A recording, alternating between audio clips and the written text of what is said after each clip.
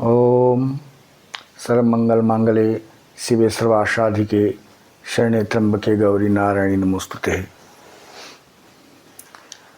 सभी साधकों को और देशवासियों को शारदीय नवरात्रि की बहुत शुभकामनाएं, बहुत बहुत साधुवाद। इस बार शारदीय नवरात्रि 3 अक्टूबर से प्रारंभ हो रहे हैं और ये 12 अक्टूबर तक चलेंगे। इन 9 दिनों में हमें साधना करनी है। किसकी साधना करनी है? भगवती दुर्गा की साधना करनी है, माँ अम्बे की साधना करनी है।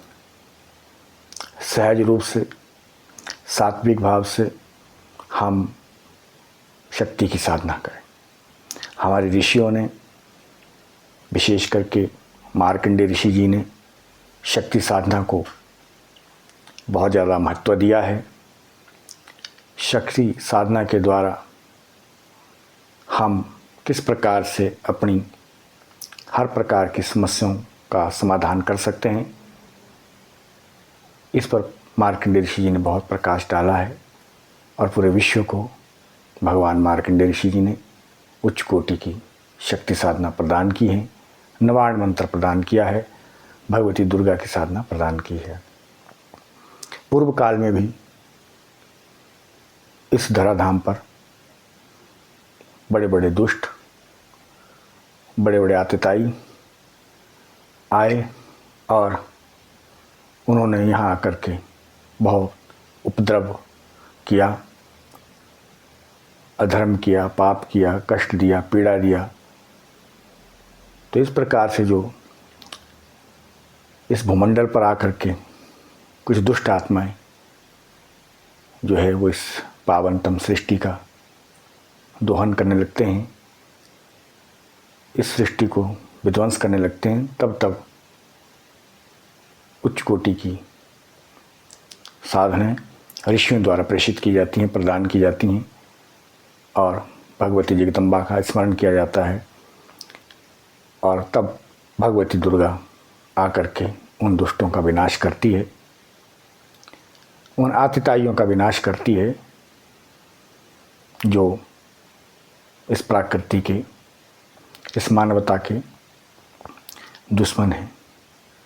ऐसे दुष्ट राक्षस दानवों का विनाश करने वाली, बड़े बड़े महिषासुर का विनाश करने वाली, मर्दन करने वाली महिषासुर मर्दनी भगवती जगदम्बा की आराधना कर हम इन कष्टों से निजात पा सकते हैं। और भगवती ने ऐसा ही किया, बड़े बड़े दुष्टों का विनाश किया। शुंभ है, निशुंभ है, महिषासुर है, रक्तबीज है, धूम्रलोचन है। पूर्व काल में इन्होंने सृष्टि पर बहुत तांडव किया है, बहुत दुख दिया है। तब सभी संतों, सिद्धों, ऋषियों, मुनियों ने भगवती जगदम्बा को प्रकट किया। देवताओं ने अपनी अपनी शक्ति प्रदान की और तब एक दिव्य शक्ति प्रकट हुई। तो उन्हीं शक्ति ने फिर उन दुष्टों का विनाश किया। लेकिन कुछ अंश उन दानवों के, दुष्टों के बचे हैं जो कई बार हमारे जीवन में देखने को मिलते हैं, चाहे पीड़ा के रूप में, कष्ट के रूप में, रोग के रूप में, बीमारी के रूप में, कई परेशानियों के रूप में, शत्रु के रूप में। तो उनको शांत करने के लिए, उन दुखों को, उन कष्टों और पीड़ाओं को शांत करने के लिए भगवती जगदम्बा की हम साधना करें, भगवती दुर्गा की साधना करें। उसके लिए हमारे ऋषियों ने साल में जो 4 नवरात्र हैं, इसमें जो 2 गुप्त हैं, 2 प्रकट हैं। प्रकट नवरात्र में भगवती की आराधना शुद्ध सात्विक भाव से करें। और इस बार सन 2024 3 अक्टूबर से 12 अक्टूबर तक सभी साधक अपने अपने स्थान में, अपने अपने घर पे, अपने अपने कक्ष में जो है भगवती की साधना करें, दुर्गा की साधना करें। ओम दुर्गाय नमः इस मंत्र का आप 11-11 माला जाप करें। समय है तो आप 21 माला भी जाप कर सकते हैं। यदि समय कम है तो 3 माला या 1 माला भी नित्य कर सकते हैं। इस प्रकार से 9 दिन पर्यंत अपने साधना कक्ष में भगवती माँ जगदम्बा का प्राण प्रतिष्ठित चित्र हो और सामने भगवती की या कोई मूर्ति हो या पादुका हो, उसका जो है पूजन करें और फिर शांत भाव से अपनी जो कामना है वो भगवती के सामने रखें और फिर प्रार्थना करके, कामना करके, गणेश भगवान जी का स्मरण करके, गुरु का स्मरण करके आप फिर भगवती दुर्गा की ये साधना ओम दुर्गाय नमः इस मंत्र का जाप करें। यह साधना आप प्रातःकाल भी कर सकते हैं और सायंकाल भी कर सकते हैं। इसमें भगवती का पंचोपचार पूजन करें, गंध से, पुष्प, धूप, दीप और नैवेद्य से। पंचोपचार पूजन करने के बाद फिर आप भगवती के बीज मंत्र का जाप करें, ओम दुर्गाय नमः। ये बहुत ही सहज मंत्र है। भगवती दुर्गा के, जगदम्बा के तो 7 करोड़ मंत्र हैं, इसलिए ये सहज मंत्र है।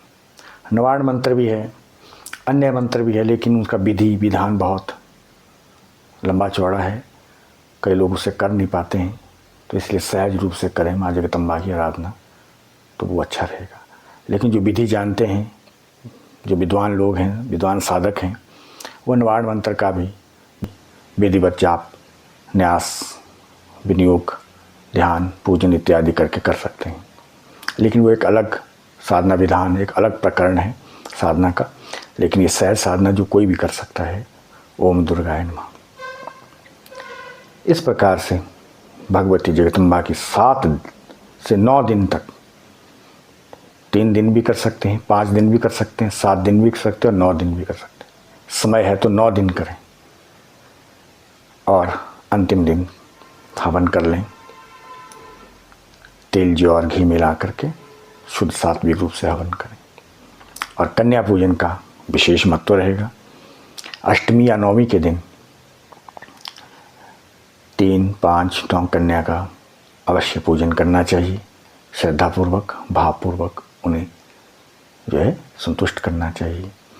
तो इस प्रकार से प्रतिदिन सायंकाल भगवती की आरती करें, माँ की आरती करके जो है फिर प्रसाद वितरण करें, फल है या मिठाई है उसका भोग लगाएं।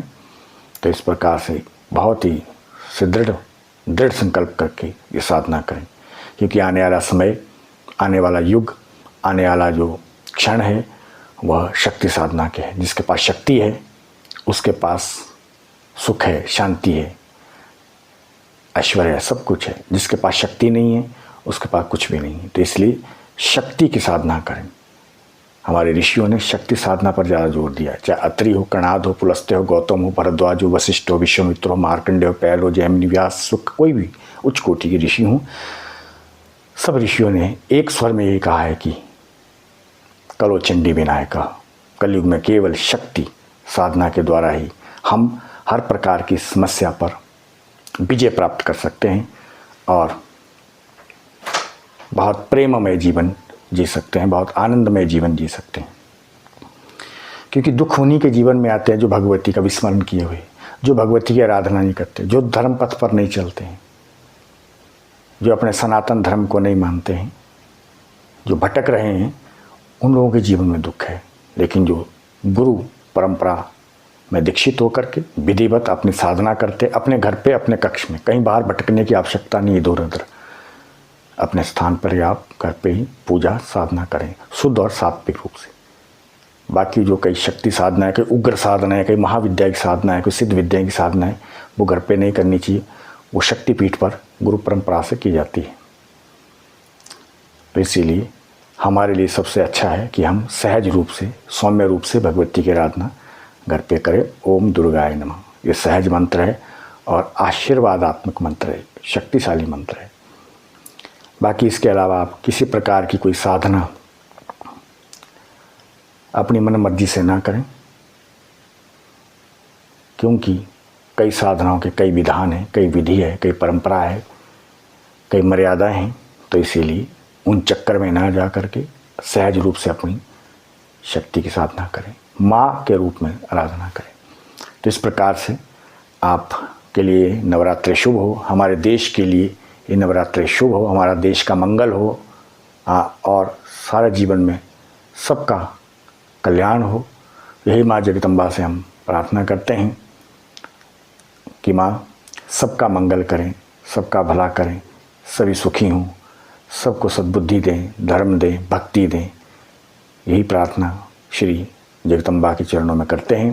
प्रथमम शैलपुत्री, द्वितीयम ब्रह्मचारिणी, तृतीयम चंद्रघंटे कूष्मांड, चतुर्थकम पंचमम स्कंदमाते, षष्ठम कात्यायनी, सप्तम कालरात्रि महागौरी चाष्टमाम, नवम सिद्धिदात्री नवदुर्गाय नमो नमः। ओम दुम दुर्गाय नमः, ओम दुर्गाय नमः, ओम दुर्गाय नमः। जय सद्गुरुदेव। ओम निखिलम।